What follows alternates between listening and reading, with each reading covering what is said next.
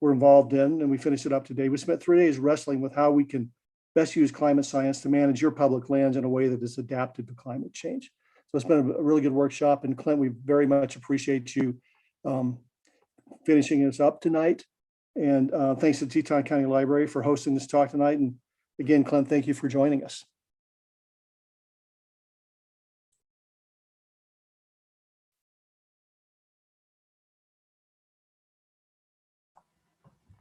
Clint, you're on mute. Someone must have muted me. Hi. Yeah, thank you. It's a pleasure and an honor to be here tonight and talk to you about my favorite passion other than my personal life.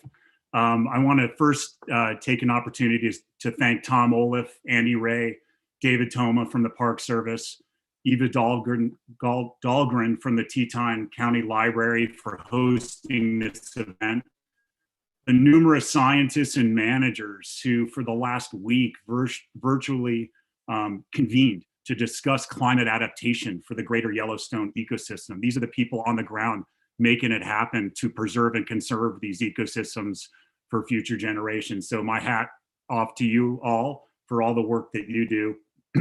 And finally, just want to thank all the folks zooming in to learn more about trout, how these landscapes are changing, and what we can do about climate change and other stressors to preserve and conserve these native species for generations to come. So with that, I'm going to turn off my video to show my whole screen. All right, can everyone see my screen? Excellent. So trout are one of the most culturally, economically, and ecologically important groups of freshwater fishes worldwide. These cold water specialists provide recreation and food to millions of people and play important roles in ecosystems and health. They are also extremely sensitive to human disturbances because they require cold, clean, complex, and connected habitats for their survival and persistence. And the Northern Rocky Mountains are home to some of the most legendary trout fisheries and native trout diversity in the world. Yet climate change and other stressors are rapidly changing these freshwater ecosystems and possibly the ability of trout and other aquatic species to adapt to these changes. So in this presentation, I'll attempt to address the following. What do we know about the ecological and evolutionary diversity of Rocky Mountain trout? What do we know about the past, present, and future impacts of climate change on these ecosystems, these native populations, and these recreational fisheries that are so valuable across the region? And what progressive conservation efforts can managers do that may be needed and already underway to protect this native trout diversity in the face of climate change? So native to all continents in the Northern Hemisphere, trout have adapted to persist in the face of extreme environmental change.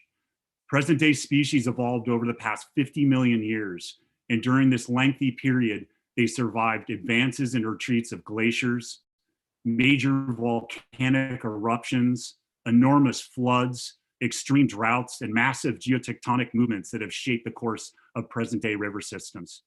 So the present-day diversity of trout, not surprisingly, represents this complex evolutionary history. And as trout were isolated and as they moved back and forth across these dynamic freshwater environments for millennia.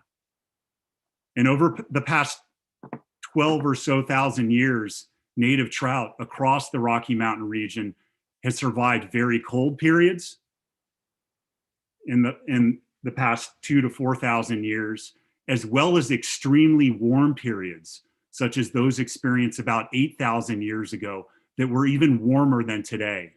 So their incredible ecological, genetic, life history diversity has really allowed them to adapt and persist through these major climatic changes for thousands of years. And the Northern Rocky Mountains is home to a diversity of relatively intact habitats that host an abundance and diversity of cold water life that's unmatched in North America.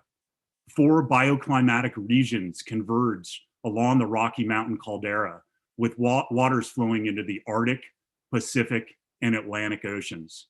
So accordingly, this region is considered the water tower of North America.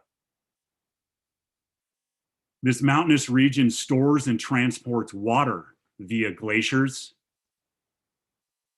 permanent and seasonal snowpacks, high elevation and low elevation lakes, and streams and rivers that provide invaluable water resources to millions of people. These habitats also provide the template for native fish and other aquatic species to survive and adapt in these dynamic environments, including native bull trout, shown at the bottom here, and the two native cutthroat trout subspecies, the Yellowstone cutthroat trout and the Westlow cutthroat trout, that are native to these waters and considered the lifeblood of the region because of their amazing evolutionary history in these dynamic environments. Bull trout are the top apex predator of the aquatic realm and are one of the most cold adapted fishes in North America. However, like many other native salmonids across the world, many populations have declined due to habitat degradation and fragmentation, invasive species, and climate change. Consequently, this species was listed as a threatened species under the US Endangered Species Act. Migratory bull trout grow to maturity in the lakes or rivers and then travel up to 250 kilometers to spawn in their natal streams that contain clean gravel, cold groundwater, and protective cover. Juveniles will stay there for 1 to 4 years and then move back to the river or lake environments where they grow to maturity and complete their life cycle.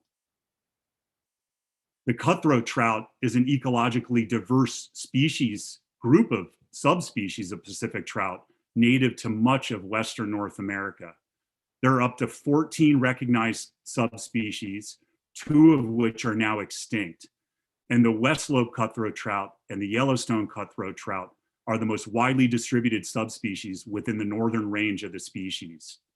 However, many populations have declined due to similar factors facing bull trout, but most notably hybridization with introduced rainbow trout that have been widely stocked throughout the West and worldwide has been especially detrimental to both these subspecies, with genetically pure populations occupying a greatly reduced percentage of their historical ranges in the United States. While bull trout are primarily migratory in the Northern Rockies, Westlow cutthroat trout will either remain in their native home stream for life or migrate throughout river and lake systems. The Westlow cutthroat trout is the most widely distributed subspecies of all the cutthroat trout, historically occupying portions of the Columbia, Fraser, Missouri, and South Saskatchewan river drainages in the United States and Canada. And here's a picture of a juvenile rearing in a natal stream. Populations of Yellowstone cutthroat trout have also evolved a diversity of life histories since the last glacial period and retreat, such as this large-bodied migratory fish that from the Yellowstone lake ecosystem. Yellowstone cutthroat trout historically occurred in the Yellowstone River drainage in Montana and Wyoming, as well as the Snake River drainage in Wyoming, Idaho, Utah, Nevada, and probably Washington. But for all these native fishes, it's really well understood that these behavioral adaptations, this genetic and life history diversity that is broadly distributed across these landscapes, and the connections of these diverse habitats that support them are really critical for their long-term resiliency and adaptation to changing environmental conditions. And not only are trout important components of freshwater ecosystems, they also have enormous cultural and economic value. Anglers come from all over the world to fish for the Rocky Mountain trout, and numbers are increasing dramatically. For example, since 1983, trout fishing pressure has doubled in Montana, primarily due to non-resident anglers who outspend resident anglers and generate significant revenues for local and regional economies. Montana's fishing industry alone is valued at nearly $1 billion per year. But this probably doesn't have anything to do with the famous movie A River Runs Through It that came out in 1992, and this important inflection point in this rising interest in fishing these Rocky Mountain waters. Well, despite their broad significance, however, many of the world's trout are endangered, and some require immediate conservation efforts to reverse their decline. We recently completed the first worldwide status assessment of native trout and char. Alarmingly, we found that about 75% of these species that have been listed by the IUCN are currently threatened with global extinction. Widespread impairment of trout reflects numerous human activities, including introductions of invasive species that predate, compete, and hybridize with native fish, overfishing, habitat loss, pollution, dams, deforestation, agriculture, grazing, and mining, to name a few. Moreover, though, climate change is further stressing populations by warming water temperatures, shifting stream flow regimes, increasing extreme events, and facilitating species invasions in some cases. And worse, climate change often acts in synergy with other stressors to further endanger trout, a pattern that will be intensified in coming decades as global temperatures continue to rise, with important implications for trout, ecosystems, and human well-being. And the Rocky Mountains are not immune to these changes. Air temperatures across the region have increased over the past century. And this is a pattern that's very consistent across the globe in many areas. However, this region has alarmingly warmed at 2 times the rate of the global average. This landscape is definitely undergoing dramatic change. And these warming trends are decreasing snowpacks in the high country. Glaciers are rapidly shrinking and disappearing, and these trends are predicted to accelerate over the coming decades.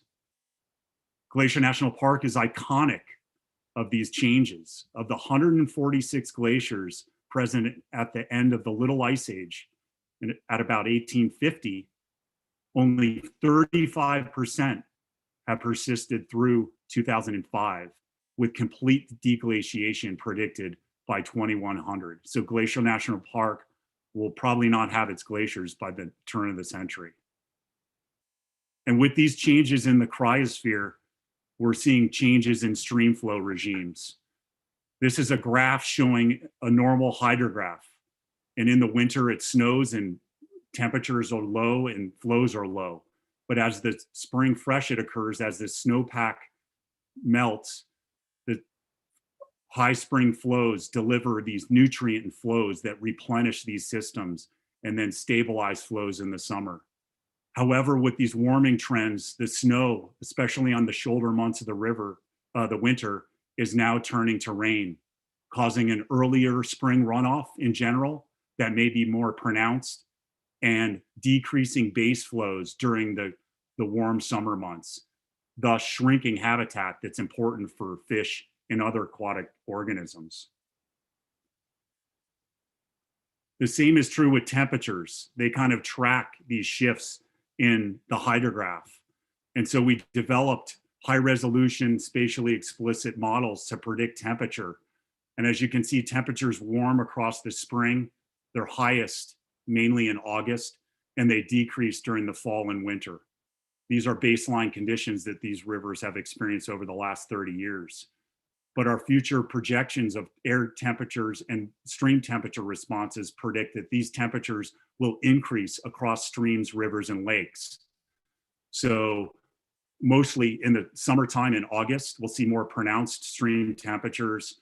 In July and September will essentially become the new August. And the temperatures in these streams and rivers are changing the most on the shoulder months of this summer.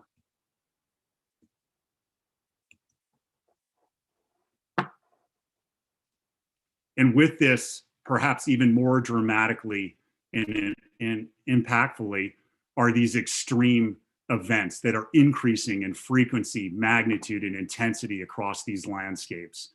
Wildfires are increasing. Winter flooding and fall flooding is increasing in many areas as the snow turns to rain. Droughts are increasing in severity and in extent across many regions of the West, including the Rocky Mountain region. So what do these changes hold for native fish and other aquatic organisms? How are these systems changing? How are these fish and aquatic organisms responding to these changes? And early work has really focused on understanding how these species distributions are going to shift as temperatures or warm in the coming decades. So most of the work in recent decades for freshwater conservation has been focused based on models of summer water temperature that predict streams where temperatures will be within the thermal limits of cold water fishes. So large data sets of summer water temperatures are collected by various people. Fish locations are collected primarily during the summer months, and they're combined with these downscaled climate models to then map cold water refugia, shown here in blue, and the losses in red. And so these kind of maps are shaping the way we prioritize conservation across freshwater networks. In many of these models, in fact, almost all of them, show that as water temperatures continue to warm and exceed species physiological thresholds, populations will become increasingly fragmented and will retreat upstream into cold headwater habitats, such as shown here with the cold water dependent bull trout in the Upper Flathead system in BC and Montana. And things look pretty dire if you go out till the end of the century. These upward shifts will also have important implications for how fish grow. This is work by Robert Alchokichi down in the Yellowstone region on Yellowstone cutthroat trout.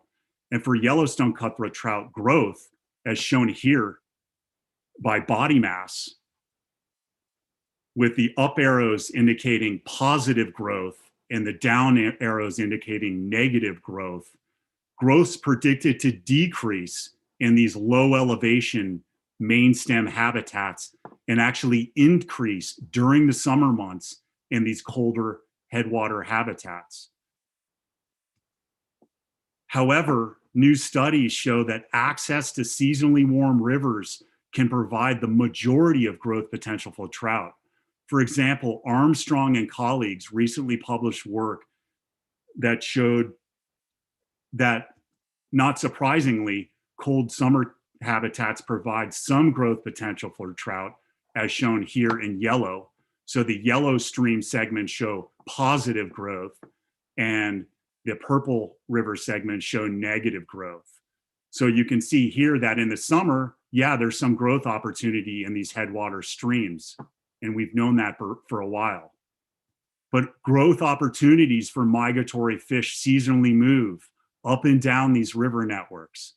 And these downstream habitats that are warm in the summer actually provide the majority of growth potential during the fall and the spring. Similarly, Robert has led new research in our group demonstrating that stream flow and the connections to productive river habitats may be, in fact, more important than temperature in growing large trout. Connectivity allows fish to seek out refugia during stressful times, and moving to more productive habitats allows them to grow larger, which is really important ecologically and for anglers alike. So these findings really uncover a synergy between cold and warm water habitats supporting productive cold water fisheries that's truly overlooked right now in climate adaptation planning, because those efforts have largely focused on protecting cold, small headwater streams during the summer months. Now, climate warming is definitely going to have direct impacts on species, but it's also going to indirectly impact native trout through numerous pathways, including interactions with invasive species that have been widely introduced over the past century to enhance recreational fisheries. Using over 20,000 surveys collected over 30 years, we recently examined how the distributions of native trout have been and will be influenced by climate change and invasive trout species across Montana.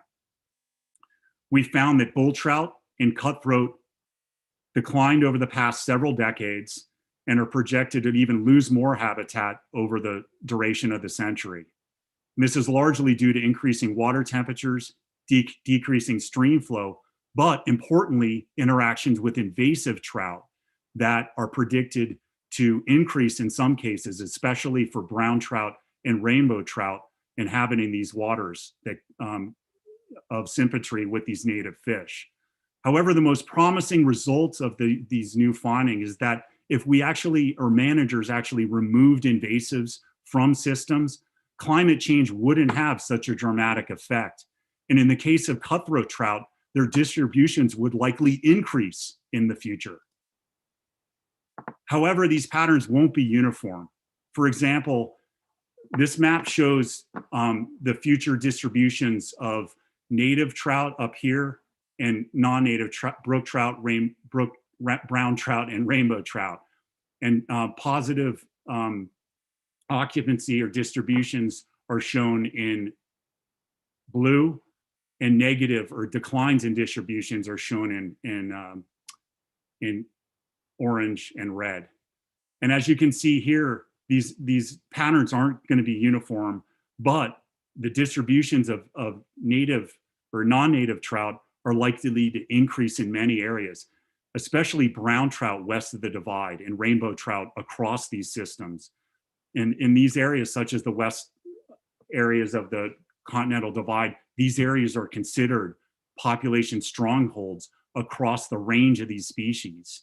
So these results really demonstrate that these processes can play out in more complex ways than broad-scale temperature forecasts may pretend, and suggest that diverse and targeted management actions may be needed to reduce these future threats. And perhaps the greatest threat to cutthroat trout across all the extant 12 cutthroat trout subspecies in the Western United States is hybridization with introduced rainbow trout. It's the most widely introduced fish worldwide. And we've done a lot of work looking at the effects of hybridization in the wild. And what we're seeing in this graph is the proportion of non-native hybrid genes in native trout. So native trout are 0 here on the left, and increasing hybridization rates as you move to the right. And on the y-axis here is the mean number of offspring per female, which is an important fitness trait. Obviously, the more eggs you lay, the juveniles you produce, the more offspring survive, and the survival of the fittest plays out.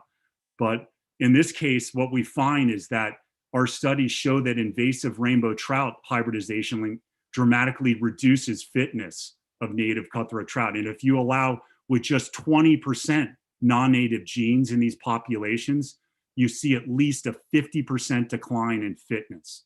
So this is a bad thing for trout and their ability to adapt, because these genes and these gene complexes get broken up when hybridization occurs. Yet they're linked to these locally adapted traits that have enabled these fish to survive for millennia. We've been finding that climate change may be promoting expansion of invasive hybridization in native trout through changes in temperature and stream flow. So for example, we found that during a 30 period of accelerated warming, hybridization rapidly spread upstream from a source population during a period of warm temperatures, as shown here, and reduced spring flows. These were all related to these historical stocking practices that established these sources in the valley bottom. So essentially, hybridization was a ticking time bomb waiting to go off under the right environmental conditions. Hybridization and rainbow trout massively expanded in this system during a period of drought in the early 2000s, irreversibly corrupting these native genomes that have evolved over millennia in these systems. Hybridization is a one-way street, and there's no going back. And we find these patterns pretty consistent across the rest of Montana and the Northern Rockies. We find that legacy introductions, these historical stocking practices, are interacting with climate to further drive hybridization during warming periods and accelerated droughts. And what we're doing also is that we're working with managers that have collected these long-term data sets to track how these populations are faring across space and time. And what we're finding with bull trout is that climate change may affect this species abundance across these vast networks of stream and lake habitats. So what we find from all these models is that habitat matters. Connectivity matters for cutthroat trout or for bull trout.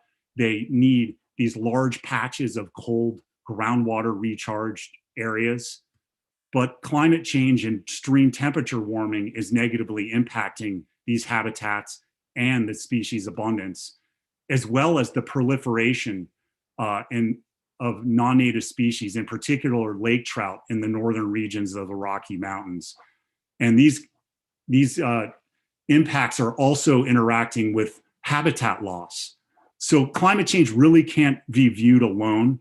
It's a stressor that's going to really interact in very complex ways with other stressors that have already been impacting these populations, such as invasive species and habitat loss. So in a lot of ways, to restore this ecological diversity across landscapes, it's really back to the basics of addressing these chronic stressors like invasive species and habitat. Understanding how climate change will affect social and economic components of coldwater fisheries is also important for conservation. Recently, we used an extensive data set led by Tim Klein of fishing pressure for more than 5,000 kilometers of Montana's popular trout rivers from 1983 to 2017 to examine how fishing pressure has responded to climate change. And what we found is that anglers opportunistically moved or shifted from these drought sensitive to drought resistant rivers in response to drought. Angling refugia from the past droughts were found in rivers draining high elevation protected landscapes, or shown here in regulated reaches below dams that have constant flows and really cold temperatures. And so these results really reveal an important resilience mechanism for recreational fisheries. It's these mosaics of cold water habitats that are distributed across these landscapes that enable these anglers to move around when conditions aren't that great. We then use these models to then forecast the potential impacts of climate change on these important fisheries, and found that projected losses in cold water habitat may put 30% of current angler spending at risk by 2080, amounting to $192 million a year. Droughts, which are intensifying with climate change, will exacerbate these impacts for some local economies. And the way I look at it is each river is really a piece of this larger puzzle. We're having a diversity of cold and high quality habitats distributed across these landscapes allows anglers to move away from poor conditions to more favorable conditions when conditions are inhospitable for fishing. Therefore, conserving as many of these pieces of high quality habitat is going to be critical. And ultimately, it's going to be in the entire set of these habitats that are needed to maintain these productive fisheries and economies across the region. Climate change is perhaps the greatest threat to the survival of trout in America's interior West. If nothing is done to reduce these impacts, trout habitat and populations could be greatly reduced by the end of the century, impacting fishing opportunities and livelihoods. However, there's hope. It is not too late to avoid these most severe projections. To this day, much of the ecological and evolutionary diversity of native trout still remains on these landscapes. This then begs the question, what can we do about it now? And this is why managers met this last week, because successful conservation has been practiced for decades, and these efforts are increasing in scope and scale. And while many of these practices are still relevant, managers across the region are trying new approaches with forward thinking to help trout and other aquatic species persist in the 21st century with an eye towards a warmer and more unpredictable future. So as one of my favorite hockey players' dad said, skate to where the puck's gonna be, not to where it's been. You miss 100% of the shots you don't take. These are the kind of themes that managers are working with right now to conserve trout and their habitats. And these climate change impacts undoubtedly remain complex and uncertain. And as scientists, we're working diligently to better understand and incorporate these complexities and these uncertainties in climate vulnerability assessments shown here that kind of rank the relative risk of vulnerability to climate and other stressors across landscapes that are relevant to managers so they can go out and do good things for the environment. And so this science-based and forward-thinking approach provides managers roadmaps to basically plan for and mitigate the impacts of climate change and other threats. And importantly, across broader landscapes and longer time horizons than previously done in conservation management. And so here are some of the great examples of work that are going on in the region to help restore and protect this diversity. We know that I've shown now, today that invasive species have interacted with climate to negatively impact trout. So the control or eradication of non-natives will certainly be an important tool in conserving native trout in a warmer future. And where feasible, non-native species that pose competition, predation, and hybridization threats to native trout are being removed, such as shown here in these open systems in the upper Flathead, where they're removing invasive rainbow trout and seeing declines, as well as the upper Snake River Basin, that rainbow trout pose hybridization threats to native Yellowstone cutthroat trout. The same is true in these deep glacially carved lakes that provide enormous amounts of cold water habitat during stressful periods that trout retreat to and other fishes during really extreme periods of climate change. And these areas also drive much of the production across these interconnected lake and river systems. So non-native lake trout now dominate. They've been stocked from areas of the Great Lakes to over and invaded over 200 waters in the Western United States. And they've caused massive declines of native and recreational fisheries, including bull trout and cutthroat trout. So large-scale suppression efforts like those currently being conducted in Yellowstone National Park and Glacier National Park and surrounding areas have reduced lake trout abundance over the last several years.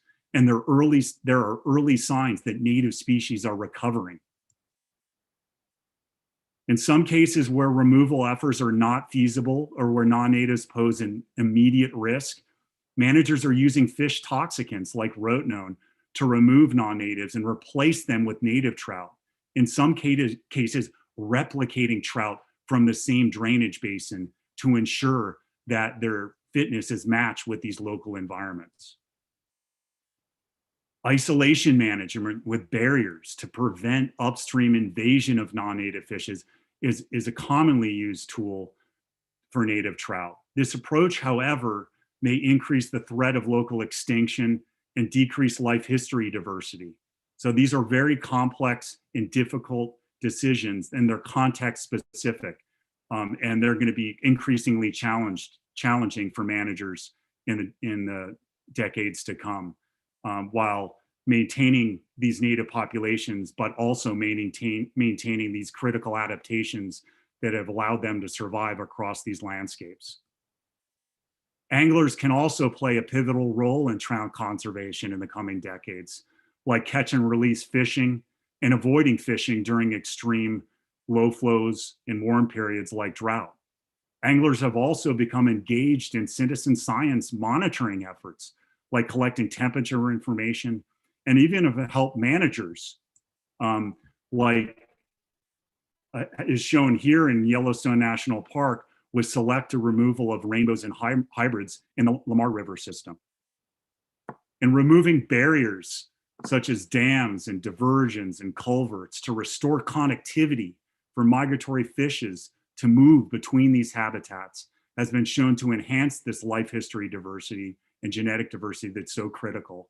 And like here, as shown in the Clark Fork River, when Milltown Dam was removed, this dam opened up hundreds of kilometers of pristine, relatively pristine habitat above it for native fish to survive and thrive in for future generations in the Missoula area. Dams are also being used for good reasons to restore normal flows, in addition to electricity and power and flood control. They're being used to restore normal flows and provide cold water during stressful summer periods. And in many areas, in-stream restoration activities are restoring habitats to increase this complexity and this connectivity to support seasonal and lifetime habitat requirements for trout to grow and survive. Riparian restoration through vegetation plantings, livestock exclosures, and removing roads is being done to enhance stream bank stability, reduce fine sediments in streams networks that negatively impact trout and other biota, and provide shading to provide cold waters for trout to grow and survive.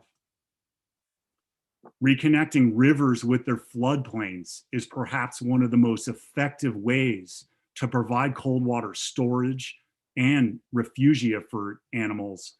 And these areas actually enhance critical habitats necessary not only for fish, but we found for also other aquatic life and terrestrial species like bears, wolves, birds, and ungulates.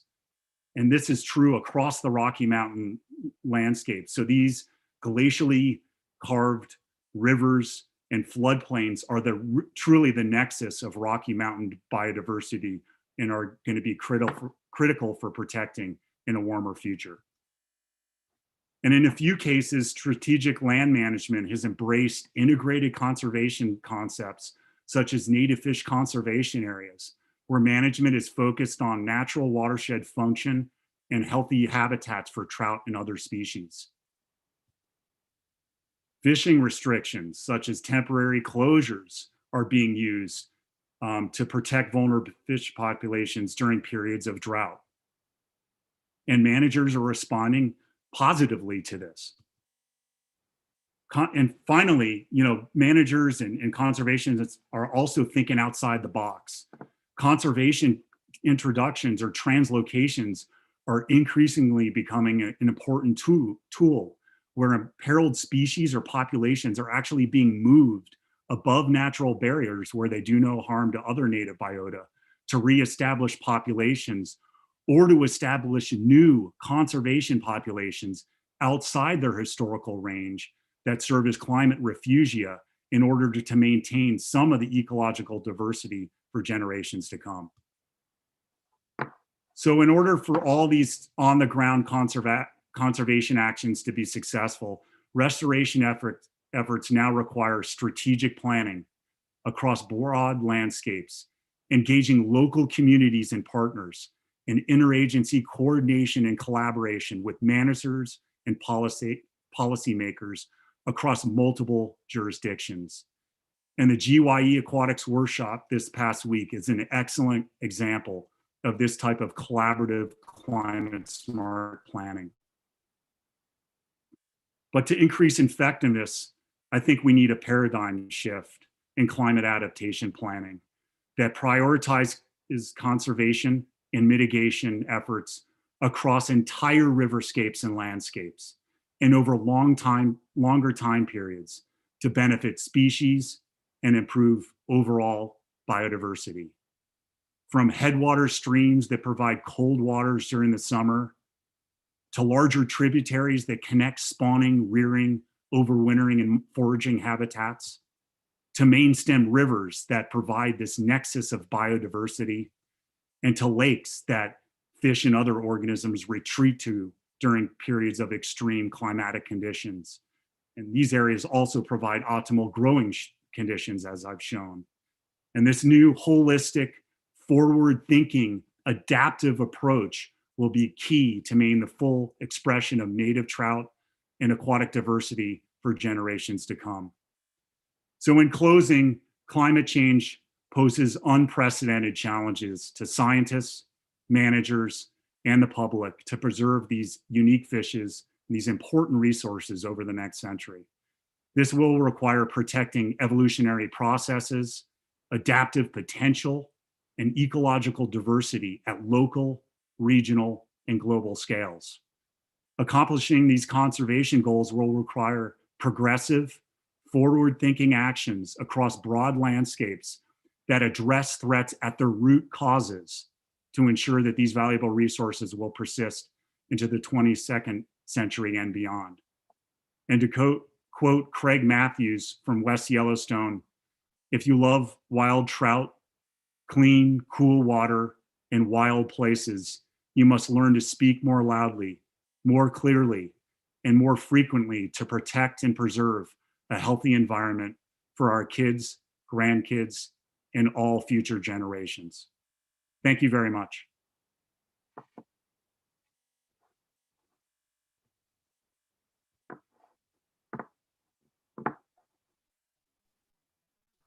Clint, thank you.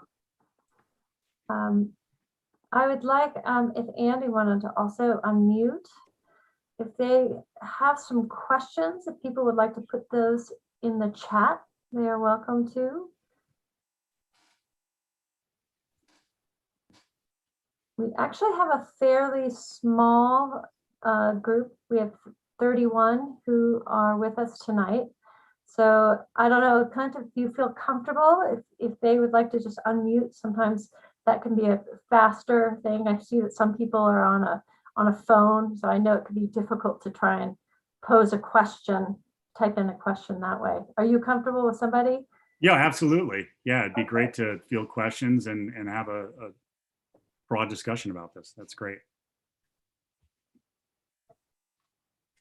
So there is a question of what do you see as some of our biggest unknowns to help the native trout in context with climate change? Yeah, so perhaps some of the biggest unknowns is just how complex and uncertain these changes are going to unfold. And so as I tried to show you guys, these climate assessments are based on empirical data, but and we're trying to better understand and link these data with climate projections to better then predict how these changes are going to unfold in the future. But there's so many complexities in just how these animals move across space and time. And it's also really uncertain, the global trends in air temperature warming and how these dynamic systems are really going to respond. And so really what I tried to underscore in this talk too, and I think, and I'm to blame, my research has looked at broad scale predictions of climate change, but what we really need to do is distill down these models to local habitats, to local watersheds, to better understand at a higher resolution how these changes are going to play out, because they are going to be complex and they are going to be uncertain, and we're never going to know the true answer. But if we can provide managers a portfolio of scenarios of where these systems and the species might go, they can maybe better or more strategically plan for and mitigate these impacts. Obviously, there's going to be winners and losers. So they can invest time and energy into areas that might be more productive in a warmer future.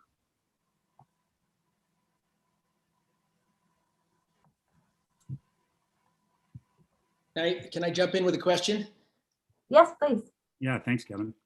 Yeah, Clint, thanks so much for your talk. We really appreciate you spending the time to talk with us.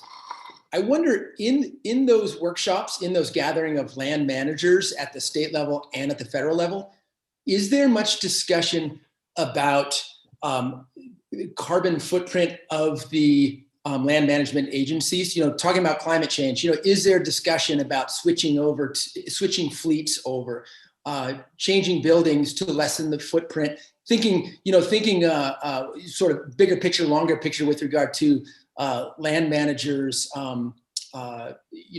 perhaps making a difference from a lessening the carbon footprint. Is there much discussion about that? So I'm a scientist, and I'm usually in the room when they want to know about fish and other aquatic species and how they're going to fare under climate change and other scenarios. I wasn't at the entire workshop, but I'll let Tom or Andy or David entertain that question. Thanks, Kevin. Yeah, I'd like to just address that, Kevin. Thanks for the question. So at this particular workshop, we were really talking about resources and adaptation of our resource management actions, but we in the Park Service have a whole other arm, the whole other office that deals with mitigation, which is exactly what you're talking about, reducing our carbon footprint, sustainability. And we have something called the Climate Friendly Parks Program. And I think in many ways that program is well ahead of us in the adaptation world and the resource world. You know, and it's fleet, it's water, it's electricity, it's, you know, the power that we're using, it's recycling, it's I forget all of the aspects of it, but it's a pretty strong program in my opinion. And I'm pretty sure the Forest Service also has, you know, programs like that. So I actually feel really good about our mitigation program, and Yellowstone particularly has a really good one that's been going since I was there. I left Yellowstone in 2009 and they were already going strong then, and I'm sure it's going better now. So other agency folks want to join in, try to answer that question. Thanks, Tom and Clint. And I'm just new to the Forest Service again, and our district actually has solar panels, which I was very surprised about. So there's definitely that trend toward reducing carbon footprint. But I do have a more, if we're done with this question, I do have a more specific fisheries question if we can move forward. So I'm gonna go ahead. So again, I've only been at the job for 2 weeks. I know the biggest part of the position will be Western Cutthroat Trout. I'm actually working on at the Madison district for the beaver, beaver, anyway. And so, yes, it's all a mouthful and it's been a long day. No, those are some of the most important rivers that I showed earlier, like recreationally in the state. Right. And so my question is that I'm learning about is, like you said, is where the plan is now to move some of the pure Western Cutthroat Trout up to areas that are fishless as just like conservation, a stock. But knowing that they're fishless, is there a reason they're fishless, and will they support the fish now? Is it feasible if there's no fish there, will they support fish now? Is my question. Yeah, so it's important to note that you can't conserve and restore native trout everywhere. And certainly these systems have experienced a lot of changes, primarily due to stocking and dams, et cetera. In the areas you're working, pretty much the primary species that are targeted by anglers are all non-native. They're brown trout and rainbow trout, and they're some of the most robust fisheries in North America, for that matter. So they've got enormous economic value, and in those areas, it's going to be pretty tough to restore native fish. So managers in some cases are just looking for, in population strongholds or areas that are imperiled, they're looking for opportunities to kind of rescue or save populations from going extinction, so they can do something or ameliorate the threats and then reintroduce or reestablish fish back to their former habitats. And I've been involved in a project in Glacier Park. I had a graduate student, and we developed a framework. And what you keyed into is the first principle of that framework was, we don't want to do any harm to these recipient ecosystems. And so, you know, when in these, you know, these kind of efforts are, they're extremely challenging, and they can be risky in some cases. So in the projects that I've been involved with, we've actually done a full ecosystem assessment of native species in those areas. In this one particular case where we actually rescued the last surviving bull trout of this amazing population that was overwhelmed by lake trout, we actually moved them above a barrier. And we moved them into a lake that wasn't fishless. It was stocked previously, and it had contained a hybrid population of trout. And so that has very little conservation value. So in that case, the bull trout, actually, the native fish, served as a biocontrol for these non-natives that were in these lakes because of past stocking efforts. But there are definitely some areas that were historically fishless that managers have planted non-native rainbow trout and brown trout and brook trout, mostly in high elevation landscapes. And in some of those cases, like with rainbow primarily, they bleed out and leak down and they hybridize with the native fish. So I know managers in the Upper Flathead, it's actually the largest conservation project that's ever been done to restore cutthroat trout. They actually use chemicals to remove those threats, and they reestablish them with fish and with native fish from that drainage. In some cases, they did leave some lakes fishless. So there's a really challenging questions, and managers are dealing with those on a regular basis to try to restore wilderness and wild values across these landscapes. So great question. Clint, it looks like there's a couple other questions in the chat. One that was specifically, you just brought up about how they mitigated with certain poisonings. This one was, what specific steps might be taken prior to the poisoning with rotenone? I don't know if I'm pronouncing that right. Oh, rotenone? Yeah, I don't have a lot of experience with it, but it's kind of like the way I look at it is, rotenone is kind of the last measure that managers might have to do to restore, species or remove threats. Would you have to be worried about it's near a drinking source as far as for? Yeah, there's been a lot of studies on that, and I'm not an expert on rotenone and the applications of rotenone, but I do know that we've learned a lot about the effects. Managers are always looking at not impacting native species or minimizing impacts, and especially not impacting drinking waters. And so I know that there's been a lot of attention to those kind of projects, and there's been a lot of mitigation to reduce those potential impacts. But I haven't really been actively involved in them. I just provided that as an example of what folks are doing in some extreme cases where these threats continue to persist and threaten native trout. May I add to that question? It was my question. Can you hear me, Clint? Oh, hey, Lori, how are you? Hi. Sorry, I was Mac PC before I renamed myself.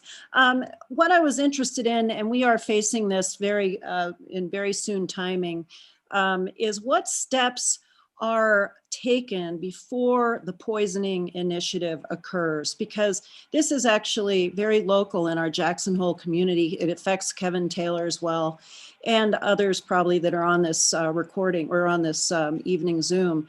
So I want to know, when you said last measure, the poisoning being a last measure step, can you speak to what initial steps are supposed to, I get connectivity, but I want to hear your words on this.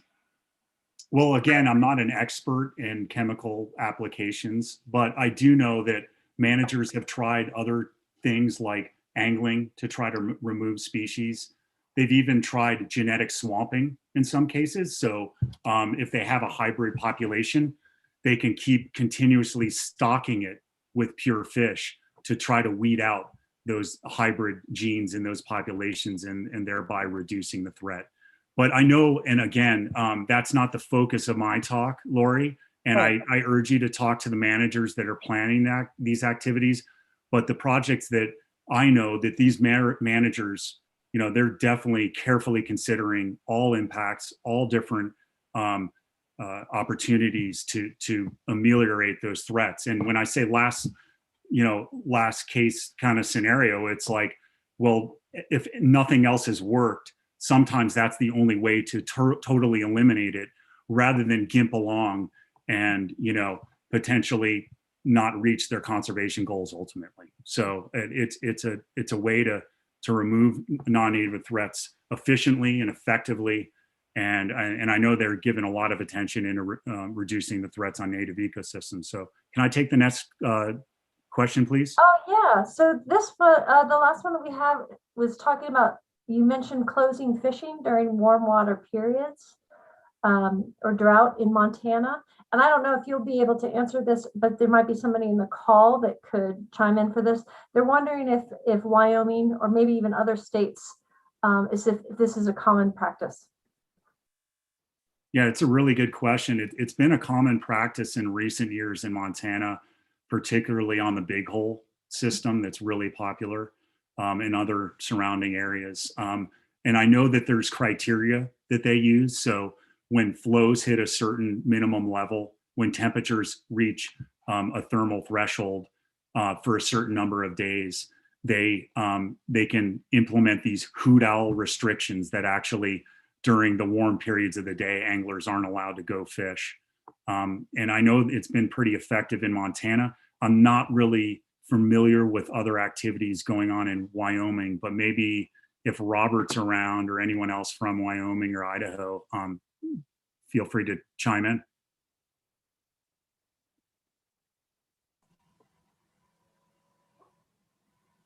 I've got a question for you, Clint, unless there's a follow-up to that one. Yeah, sounds good. Hi, Jeremy. Cool.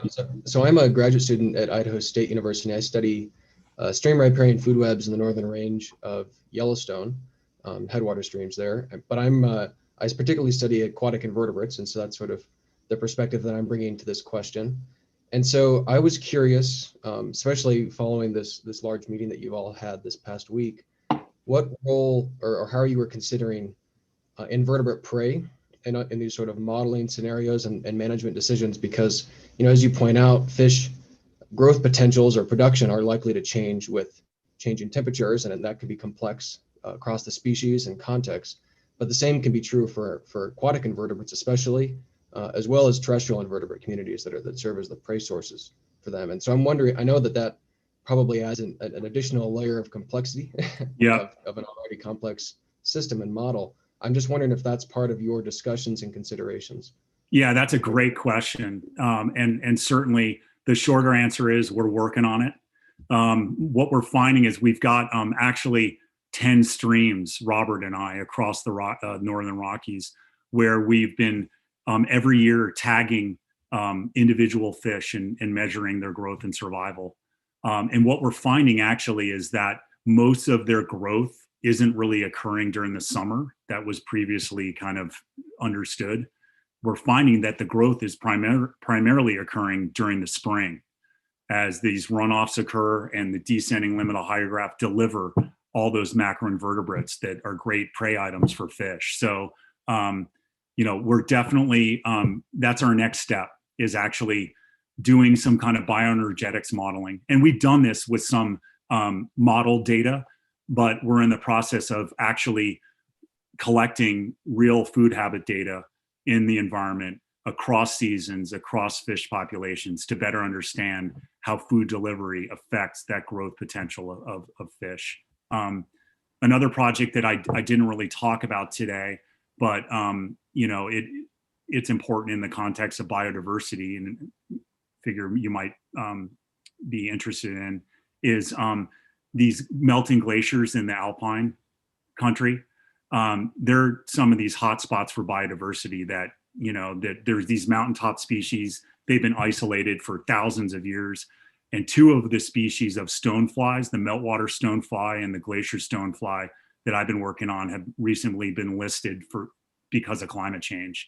And it's because they're highly reliant on glaciers and permanent snow, for cold water. And what we're finding, though, is that those species and the communities that they're in have actually persisted since like 1850 in the high country of Glacier National Park. So again, there's light, there's some hope that, as long as there's some water around and it's cold, whether it be springs or snow-fed sources, these rare macroinvertebrate communities might continue to persist under climate change. So, but obviously there's going to be, like I said, winners and losers, and some of those species are might be really threatened with extinction in the future if those waters disappear. Yeah, but great question. Thanks. We're doing some bioenergetic modeling, and if you want to follow up via email, that'd be great. Yeah, thank you. I will. Thanks, Jeremy. Thank you. This was amazing. The examples you shared and the insights from your work around the Northwest were wonderful and give us a lot to think about. I had some side chats going on. Some people were saying scary bedtime story with climate change, and other people were saying, I'm glad Clint's on the job. So we appreciate you sharing this with us, and we appreciate all the work that you're doing to conserve Well, trout.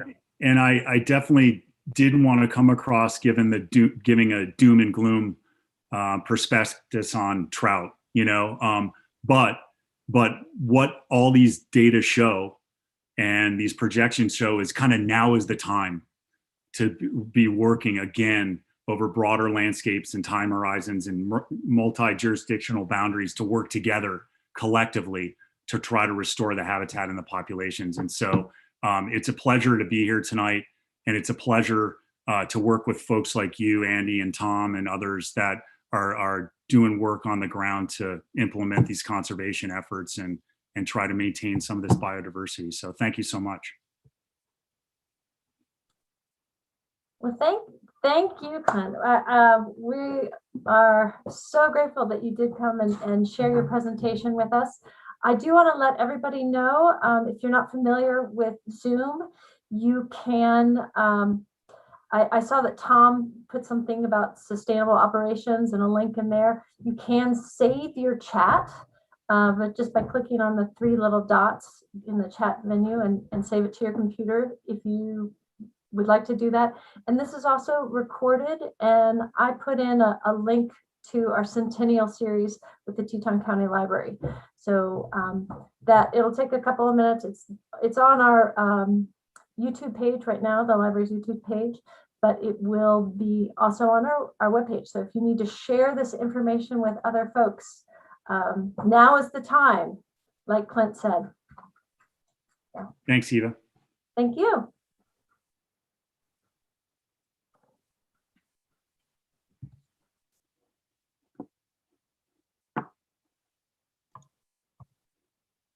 Take care, everyone. Thank you very much. Awesome job, Clint. Thanks for all your hard Robert. work. Yeah, thank you, Clint. That was great. Thanks for all you guys attending. You Thanks, bet. Clint.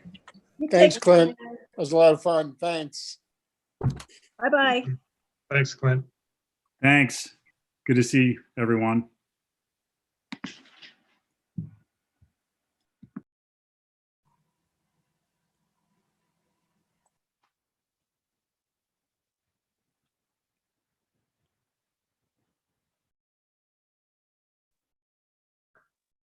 Andy, I'm happy to go off, or if you want to close out, it doesn't matter. Do you need to stay on for anything else? I don't think so. Okay. All right. Well, have a great evening. Great. Thank you, Eva. Thanks for staying late to do this. You bet.